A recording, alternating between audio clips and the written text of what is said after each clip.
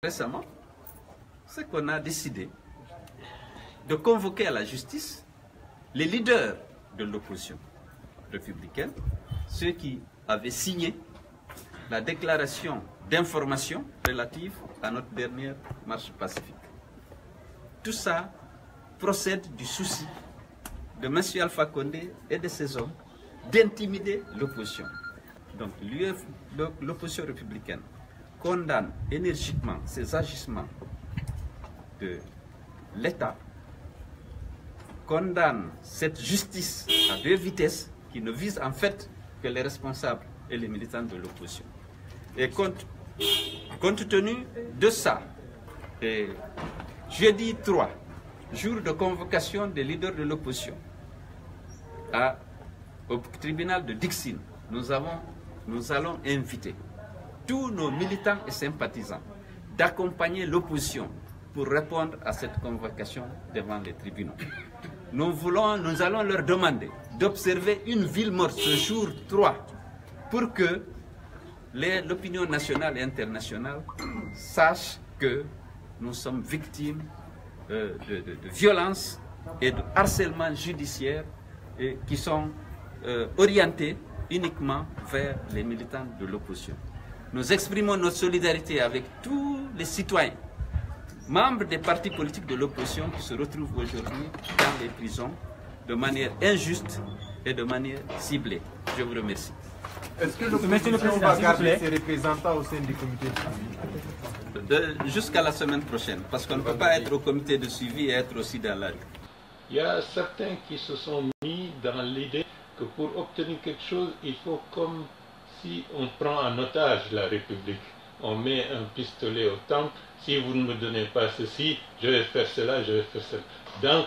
Dans la dramatisation, ils sont allés jusqu'à avoir une attitude cynique qui consiste à ce qu'il y ait toujours des morts pour que ça ait un écho au niveau des médias, pour que les gens en parlent, pour que l'image du pays en interne comme en externe soit éclaboussée, parce que ça peut avoir un effet sur des décisions politiques, sur des décisions d'investisseurs, sur d'autres dossiers qui n'ont rien à voir avec l'objet de la manifestation.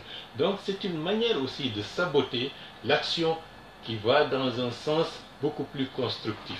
Et ça c'est... Maintenant, vous savez, dans cet environnement où il y a la violence qui a été cultivée et qui est devenue la règle, un processus qu'il faut stopper net. Des mesures encore timides sont prises, il faut que ces mesures soient fermes et que ce soit des mesures qui durent. Je pense que la première question et le premier devoir de tout citoyen, c'est la responsabilité. Ouais. Si vous avez pris la responsabilité de signer un acte, il faut en assumer toutes les conséquences qui sont liées à cette responsabilité. Et je pense que ça, c'est le premier pas. Le deuxième pas, c'est la lutte contre l'impunité. Vous savez, lorsqu'on dit... Dans toutes ses formes, hein? Bien entendu. Lorsqu'il faut lutter contre l'impunité, c'est le meilleur moyen d'amener les gens à avoir des démarches qui soient conformes à une vision citoyenne, à une vision tout à fait normale de la vie en société.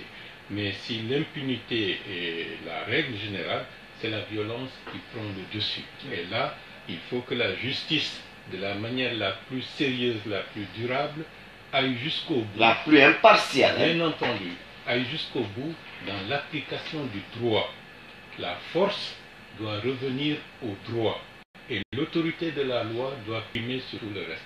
La première notion de toute personne qui entend représenter une fraction de la société guinéenne, c'est d'être responsable et d'être dans le cadre de l'application stricte de la loi. Il y a un itinéraire qui a été officiellement indiqué. Toute personne qui va au-delà se heurte à la colère de la loi. Bien entendu.